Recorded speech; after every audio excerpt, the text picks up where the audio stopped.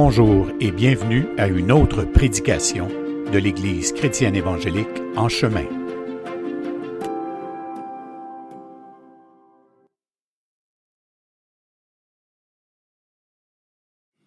Et puis aujourd'hui, comme j'ai dit tantôt, c'est que c'est un dimanche de la mission. On veut honorer ce ministère au milieu de nous. Et on veut avoir la direction du Seigneur. On est sensible, on prie là-dessus. Alors aujourd'hui, je vais donner une courte réflexion, accompagnée de témoignages, accompagnée de la parole de Dieu, et se poser comme question, qu'est-ce que la mission pour moi en 2024? Ma réflexion sera suivie par une présentation par Diane Deslongchamps, qui vient de la voir quelque part, ici en arrière. Alors, c'est elle qui fait le suivi de nos missionnaires évangélistes et de Camercier, c'est ça. Et puis, Claude Cicconi, c'est lui qui fait partie de l'équipe, et puis il va vous donner une bonne nouvelle. On est fiers en tant qu'Église d'avoir soutenu, et puis il va vous donner un pourcentage, comment que le Seigneur nous bénit en soutenant nos missions. Alors, qu'est-ce que la mission pour toi, pour moi, en 2024? Vous savez, de temps en temps, nous recevons sur nos ordinateurs, sur notre portable, sur notre tablette, sur notre iPhone, sur notre cellulaire, qu'importe tous les moyens de communication, on reçoit des mises à jour. On reçoit des mises à jour, puis on a le choix de dire oui, non, remettre à plus tard. Hein? Et souvent, c'est remettre à plus tard parce qu'on est engagé à faire quelque chose en ce moment-là. Lorsque le mot mission, vous entendez le mot mission, qu'est-ce qui remonte dans votre cœur? Qu'est-ce qui vous vient à l'esprit? Est-ce que c'est peut-être une histoire biblique? Est-ce que c'est quelques versets?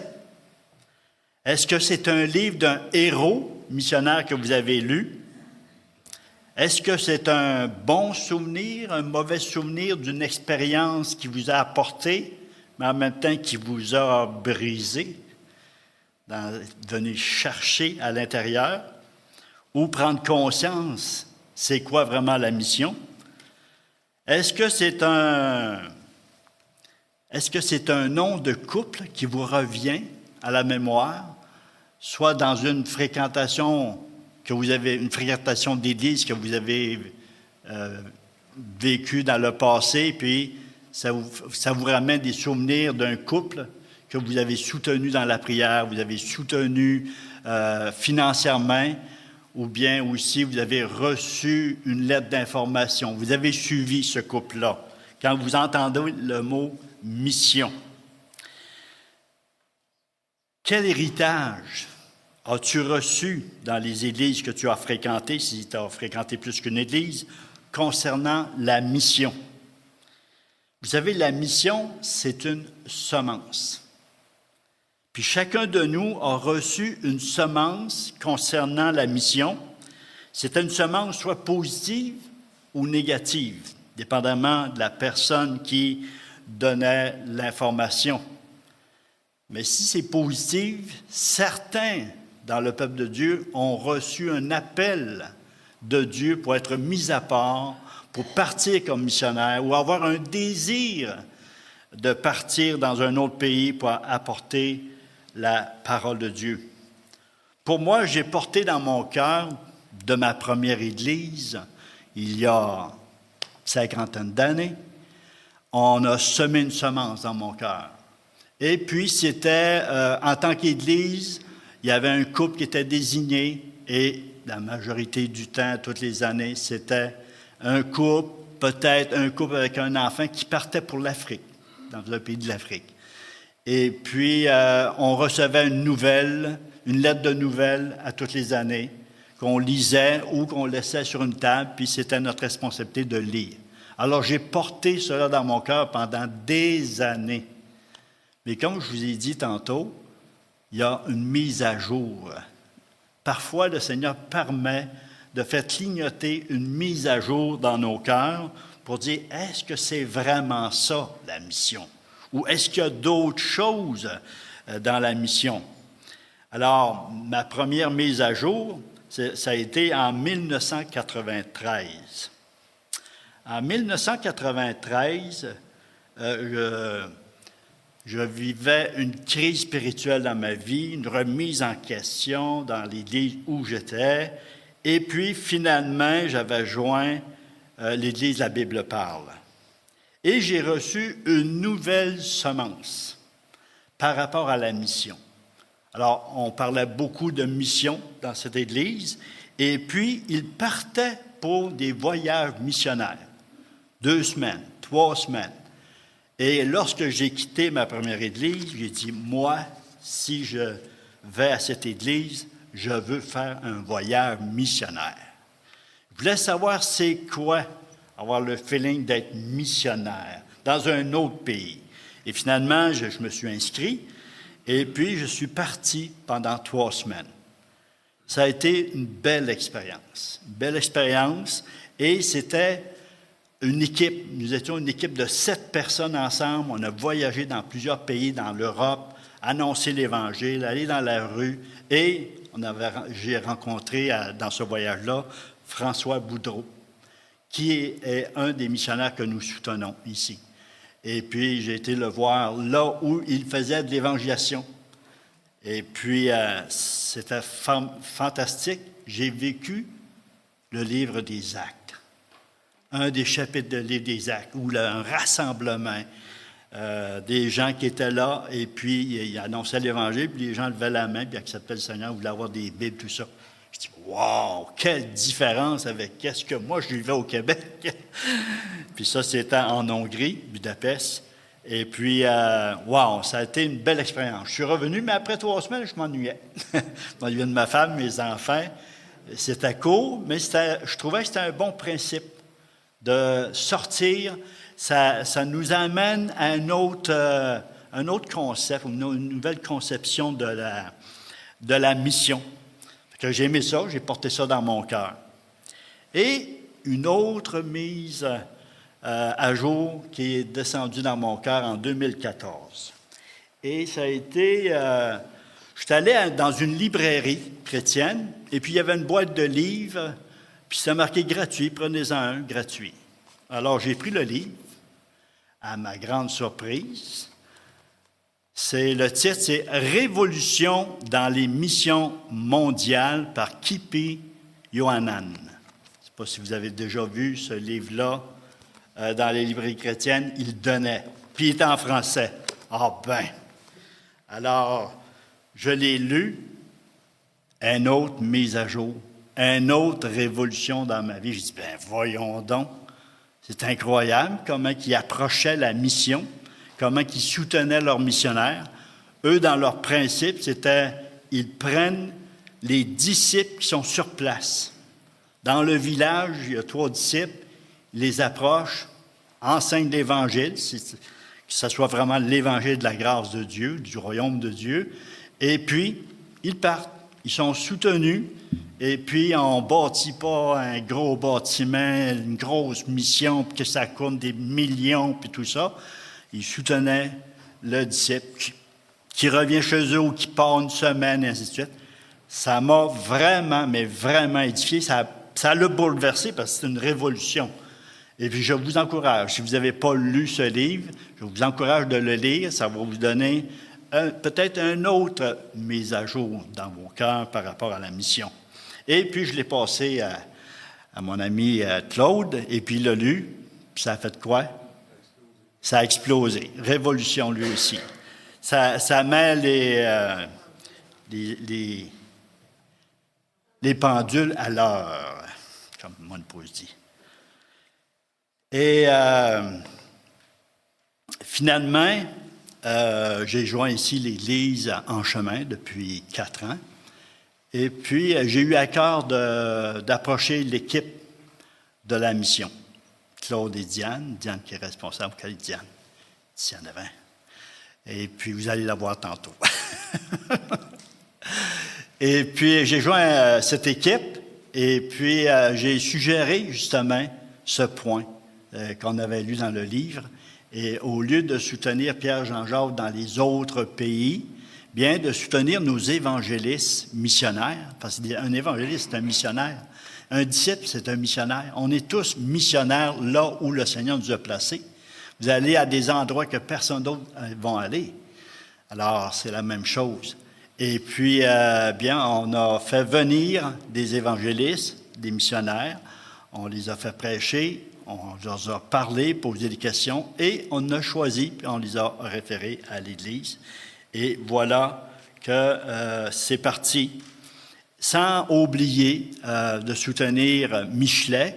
Michelet, qui est notre missionnaire en Haïti, à Cammercier, qui est un village, mais je vais laisser à Diane de nous en parler, parce que c'est elle qui est la plus en contact avec Michelet.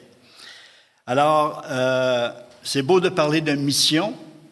La mission, comme j'ai dit tantôt, la mission, c'est une semence, mais cette semence doit être arrosée continuellement. Parce que si on ne l'arrose pas, elle va s'étouffer, elle va disparaître, puis ça va dans les tiroirs en arrière. Mais si elle est arrosée par la parole de Dieu, par des témoignages, par la lecture de livres, eh bien, ça nous aide à dire « Oh, c'est très important de soutenir. » Alors, le premier verset que j'ai choisi, c'est Hébreux 3, 1 et 2. Je ne sais pas si on va les voir apparaître. Hébreux 3, le verset 1 et 2. C'est pourquoi, frères saints qui avaient part à la vocation céleste, considérez l'apôtre et le souverain sacrificateur de la foi que nous professons, Jésus qui a été fidèle à celui qui l'a établi, comme le fut Moïse dans toute sa maison. Alors pour moi, Jésus, c'est le modèle des modèles. C'est notre exemple par excellence comme missionnaire. Parce que ces deux versets nous parlent que Jésus, c'est l'apôtre. Alors Jésus, c'est l'apôtre des apôtres. Un apôtre, c'est un envoyé. Alors Jésus, c'est l'envoyé des envoyés. Et lorsqu'on le considère comme apôtre, comme envoyé, comme missionnaire, c'est lui qui a fait le plus long voyage pour venir rencontrer les humains, pour venir rencontrer les pécheurs, pour venir rencontrer son peuple, pour leur parler de cet évangile de Dieu, la bonne nouvelle du Dieu vivant. Alors Jésus a été fidèle, Dieu l'a établi comme fils dans sa maison, et Jésus est venu sur cette terre et il a prêché, annoncé, proclamé, enseigné, formé, équipé de l'Évangile les gens qu'il a rencontrés. Et cet évangile puissant, cet évangile du royaume de Dieu, cet évangile de la grâce a transformé des vies sur son passage. Tous ceux qui l'ont écouté, qui ont ajouté foi à cet évangile, ça a transformé leur vie. Et cet évangile, Jésus a lui-même est l'évangile.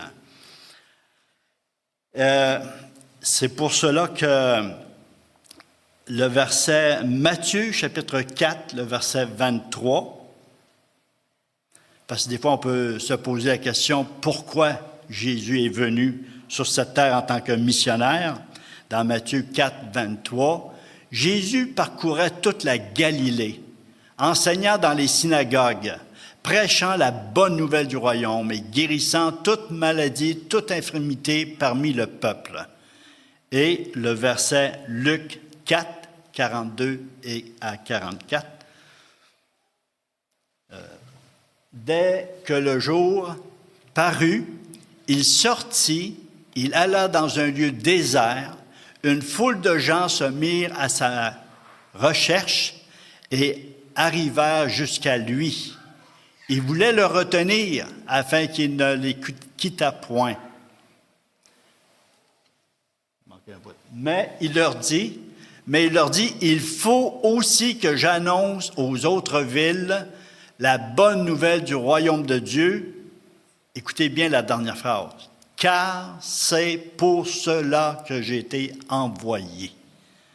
Jésus a été envoyé de la part du Père pour prêcher l'Évangile, pour annoncer l'Évangile, pour enseigner, pour manifester la puissance de l'Évangile.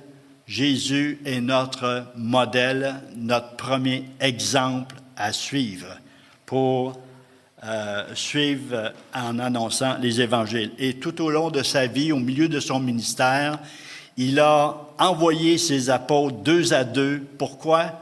Pour prêcher l'Évangile, pour aller vers les gens, oui, pour guérir les gens, ressusciter les morts, tout ça, c'est une manifestation de la puissance de l'Évangile, mais pour leur dire la bonne nouvelle de l'Évangile, la venue du Messie, la venue du Sauveur.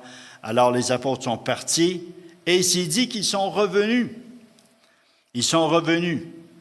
Et puis, ils se réjouissaient.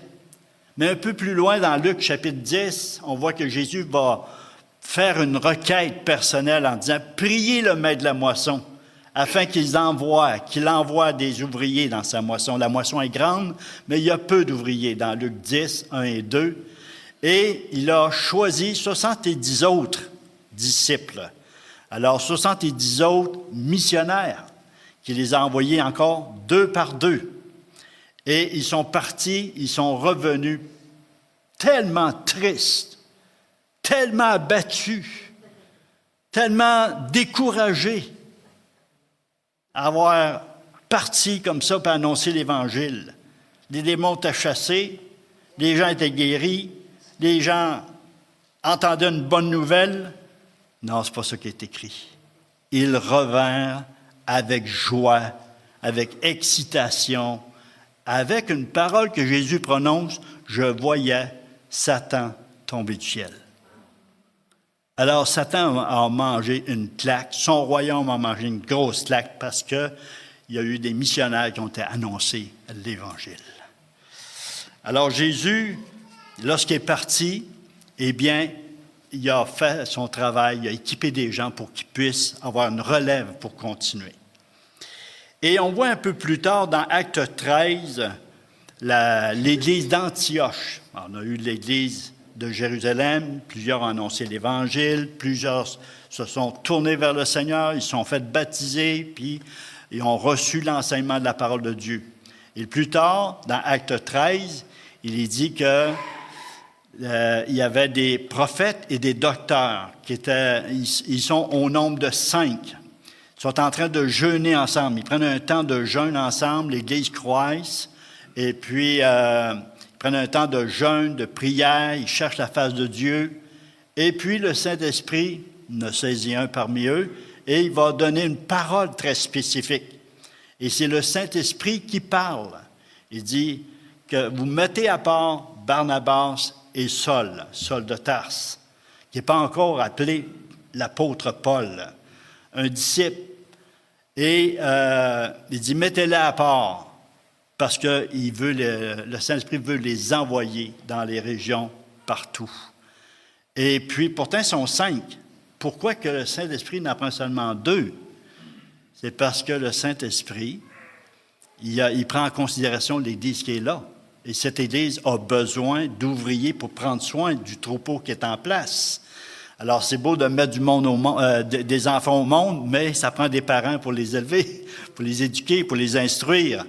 Alors, il en a envoyé 2. Mais pourquoi que le Saint-Esprit n'a pas dit, bien là, voici l'exhortation du Seigneur Jésus, vous allez dire à toute l'Église, à tous les membres de l'Église d'Antioche, il faut partir annoncer l'Évangile.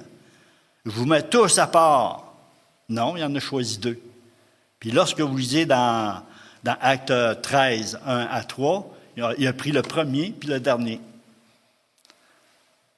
C'est son choix, lui. Barnabas et Saul qui les a mis ensemble. Équipe de 2. Le même principe encore que Jésus faisait. Et lorsque Jésus envoie ses apôtres, il envoie les 70 disciples, ils envoient 2 par 2. C'est très important de travailler en équipe. Et le Saint-Esprit suit le même modèle que Jésus. Et ma 3e mise à jour, je souhaite que le Saint-Esprit puisse faire clignoter une mise à jour dans vos cœurs aujourd'hui ou cette semaine. dans votre temps de prière, tout ça. Alors, c'est un autre modèle, parce que des fois, on prend le modèle de l'apôtre Paul. Il est pas mal grand, lui, l'apôtre Paul, dans tout ce qu'il a écrit, dans tout ce qu'il a prêché, dans tout ce qu'il a enseigné.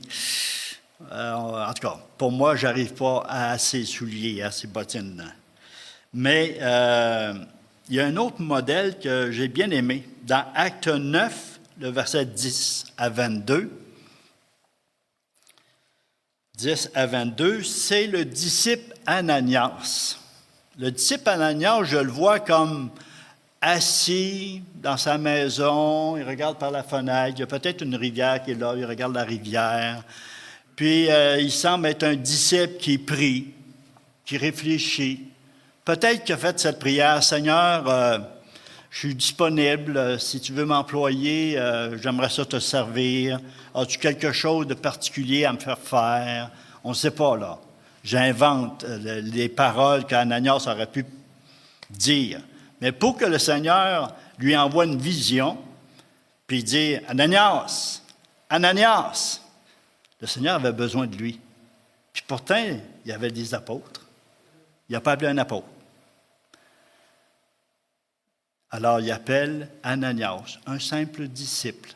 J'aime beaucoup son histoire. Parce que Ananias reçoit en vision, on va lire le texte, « Or, il y avait à Damas un disciple nommé Ananias. Le Seigneur lui dit dans une vision, « Ananias !» Il répondit, « Me voici, Seigneur. » Le Seigneur lui dit, « Lève-toi, va dans la rue qu'on appelle la droite et cherche dans la maison de Judas un nommé Saul de Tarse. » Il prit et il a vu en vision un homme du nom d'Ananias qui entrait et qui lui imposait les mains afin qu'il recouvrât la vue. Ananias répondit, « Seigneur, j'ai appris de plusieurs personnes tous les maux que cet homme a fait à tes saints dans Jérusalem. Envoie quelqu'un d'autre. » Non. Il dit, « Et il y a ici des pouvoirs de la part des principaux sacrificateurs pour lier tous ceux qui invoquent ton nom. » Et le Seigneur lui dit, « Va, car cet homme est un instrument que j'ai choisi pour porter mon nom devant les nations, devant les rois et devant les fils d'Israël. Je lui montrerai tout ce qu'il doit souffrir pour mon nom. » Ananias sortit, et lorsqu'il fut arrivé dans la maison, il imposa les mains à Saul en disant, « Saul, mon frère, le Seigneur Jésus qui t'est apparu sur le chemin par lequel tu venais m'a envoyé pour que tu recouvres la vue et que tu sois rempli du Saint-Esprit. » Au même instant, il tomba de ses yeux comme des écailles, il recouvra la vue, il se leva et il fut baptisé. Après qu'il eut pris de la nourriture, les forces revinrent. Saul resta quelques jours avec les disciples qui étaient à Damas. Aussitôt, il prêcha dans les synagogues que Jésus est le Fils de Dieu. Tous ceux qui l'entendaient étaient dans l'étonnement. Ils disaient, « N'est-ce pas celui qui persécutait à Jérusalem ceux qui invoquent ce nom? Et n'est-il pas venu ici pour les amener liés devant les principaux sacrificateurs? » Pendant Saul, c'est ça, pendant? Non, cependant, parce qu'il manque des bouts là-bas. Cependant, Saul se fortifiait de plus en plus et il confondait les Juifs qui habitaient à Damas, démontrant que Jésus est le Christ. OK? Alors ici, on a un bel exemple que le Seigneur a utilisé un simple disciple, un simple missionnaire, et Ananias et le Seigneur ont dû se parler jusqu'à temps qu'Ananias dise « OK, Seigneur, je vais y aller. » Et puis Ananias est parti pour rencontrer Saul de Tarse, pour lui annoncer que le Seigneur voulait le mettre à part, qu'il allait parler devant les gouverneurs, des rois, et ainsi de suite. Alors Ananias a obéi au Seigneur. Et Saul de Tarse a été mis à part. Et plus tard, dans Acte 13, il a été mis à part et envoyé plusieurs années après. Alors, c'est que Parfois, le Seigneur a besoin d'un simple disciple. Et il y a des simples missions, des missions qui sont courtes. Lui, il l'a rencontré une fois, ça a pris un peu de conviction, et il a obéi au Seigneur, puis Saul de Tarse a eu son appel, et Saul de Tarse a été mis à part comme un apôtre, un envoyé. Ananias a continué son travail, mais tout cela pour accomplir la grande mission du Seigneur. Ce que je comprends et ce que je crois, c'est qu'il n'y a qu'une seule grande mission. Des fois, on veut inventer des missions. On essaie de créer d'autres missions. Mais il y en a seulement une, et c'est celle du Seigneur. Et celle du Seigneur, elle est grande, et elle va s'accomplir. Et depuis que le Saint-Esprit est là, Jésus avait dit à ses apôtres, attendez le Saint-Esprit. Avec la présence du Saint-Esprit chez les apôtres, chez les disciples, dans l'Église, dans le corps de Christ, eh bien, nous devenons tous des missionnaires là où le Seigneur nous a placés. Et c'est pour ça que je n'essaie pas d'inventer une mission à tout prix, mais de simplement, s'il y a une mission particulière pour une personne, comme Ananias, il y a une courte mission d'aller voir Saul de Tarse, il a accompli, sa mission est finie. Un peu qu'est-ce que Réal disait face à Jean-Baptiste. Il y avait une parole à prononcer, il a prononcé la parole, fini, coupe la tête, bye-bye. Sa job est fini. Et ainsi de suite, et d'autres. Noé, ça a pris un petit peu plus de temps parce qu'il y avait de la construction. Fait que Ananias, voilà, Ananias, c'est un exemple qui peut nous encourager, que le Seigneur peut te donner particulièrement une mission très courte pour aller voir quelqu'un, et c'est cette personne-là qui sera mise à part missionnaire à temps plein, parce que l'apôtre Paul était à temps plein dans l'œuvre.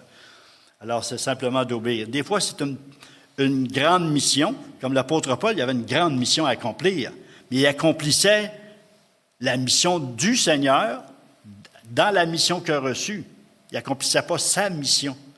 Le Seigneur lui a donné quelque chose de spécifique, et ça l'a amené à accomplir la grande mission du Seigneur, d'aller jusqu'à Rome. Il a passé devant les rois, les gouverneurs, devant des chefs, ainsi de suite. Mais le Seigneur l'a protégé à travers tout ça. Et des fois, on dit, trop jeune, trop vieille, trop ci, trop ça, trop faible, pas assez riche. On peut avoir toutes les défaites au monde. Mais si le Seigneur, il dit, non, c'est toi, Francine, que je vais choisir. Non, c'est toi, Madeleine, que je vais choisir. Non, c'est toi, c'est toi, c'est toi, c'est toi. Et vous savez, l'apôtre Paul, il a eu une grande mission pour accomplir la mission du Seigneur, mais un jour, le Seigneur a eu besoin de quelqu'un de très petit, de très jeune, une fois, pour qu'il puisse continuer à accomplir la mission du Seigneur. C'est la mission, on voit ça dans, pour ceux qui prennent des notes, Acte 23, 10 à 25, on ne lira pas toute l'histoire, mais vous la connaissez. C'est l'histoire de l'apôtre Paul est en prison, et puis on veut le tuer. Il y a 40 personnes qui sont en jeûne. Je ne sais pas si c'est de la prière avec ça, mais ça a l'air plus du jeûne, de l'abstinence plutôt, puis ils ne veulent pas manger. Ils sont une quarantaine, et puis ils veulent se débarrasser de l'apôtre Paul. Le message, c'est assez, il faut qu'il arrête. Le messager, lui, il faut s'en débarrasser. Alors, ils sont tous, puis il dit, bon, ils ont une stratégie, un complot, tout ça. Et puis, moi, j'aime l'humour du Seigneur, puis c'est quand on dit Dieu est souverain, hein, Claude? Quand on dit que Dieu est souverain, puis il a ses stratégies avec lui, les stratégies des hommes, il n'a pas peur de ça. Ils sont une quarantaine, puis ils veulent tuer mon serviteur que j'ai dit, tu vas aller à Rome? Essayez d'empêcher le Seigneur. C'est impossible. Alors, c'est drôle, il y avait un neveu en place. Le neveu de l'apôtre Paul qui est là qui est dans le coin, puis qui a entendu parler de ce complot-là. de tout ce grand complot pour se débarrasser de l'apôtre Paul. Fait que lui se faufile, va voir l'apôtre Paul, son oncle. « Hey, mon oncle! » Ça, c'est ça que j'entends. « Hey, mon oncle! Tu fais là? Écoute, il y a une gang là qui veut essayer de te tuer. Je les ai entendus comploter ensemble. Ils sont une quarantaine, puis ils ne mangeront pas jusqu'à ce qu'ils t'aient débarrassé. » Ah oui? OK. Attends, là, il appelle, je pense, le tribun, je ne sais pas, l'autorité en place. Il dit, emmenez-le là, à telle personne parce qu'il y a quelque chose à dire de très important. Ils l'ont pris par la main. Fait qu'il n'est pas trop vieux. Il l'amène par la main, puis le jeune raconte tout ça. Au palais. Cet homme-là, qui avait de l'autorité, il dit, OK, là, il y a une couple de téléphone, une couple de courriel pour dire, OK, appelle les chars, appelle les soldats, puis l'armée, puis tout ça. Je pense que c'est 200 soldats, si je me souviens bien. C'est du monde, ça, pour un homme. 200! Ils veulent-tu le protéger? Mais ça, c'est encore l'amour, l'humour du Seigneur. Le Seigneur dit, je vais tellement te protéger, tu vas te rendre là où j'ai dit. Mais le Seigneur s'est servi de qui? Une petite mission à faire. Mais c'était le neveu. Probablement, sa mère travaillait au poste. Je ne sais pas, là, dans les prisons quelque part, ou quelqu'un d'autre. En tout cas, le Seigneur l'a utilisé pour aller avertir. Et qu'est-ce que ça a produit? L'apôtre Paul a pu continuer à annoncer l'Évangile pour continuer la mission, la grande mission du Seigneur. Fait que ça peut être une grande mission, comme l'apôtre Paul, l'apôtre Jean, l'apôtre Pierre. Ça peut être une moyenne mission dans la grande mission, comme Ananias, ou une petite, comme le neveu. Alors, il ne faut pas sous-estimer qui le Seigneur va choisir parmi nous pour aider à l'accomplissement de la grande mission du Seigneur. Alors, voilà la parole que j'avais à vous partager. Là-dessus, simplement, soyez attentifs au Seigneur pour les mises à jour. Ce que le Seigneur veut ajouter, veut arroser cette semence de la mission. Je vais laisser à Diane et Claude de spécifier là où, comme Église, on peut aider à la mission. Alors, j'invite Marjolaine qui va continuer avec un chant. Et j'invite tous nos membres en région de se joindre sur le Zoom. Venez nous rejoindre pendant que Marjolaine va nous conduire dans un chant. Et que le Seigneur bénisse chacun de vous pour qu'ensemble, en tant qu'Église, qu'on puisse continuer à faire avancer le message de l'Évangile, la mission du Seigneur. Amen. Amen.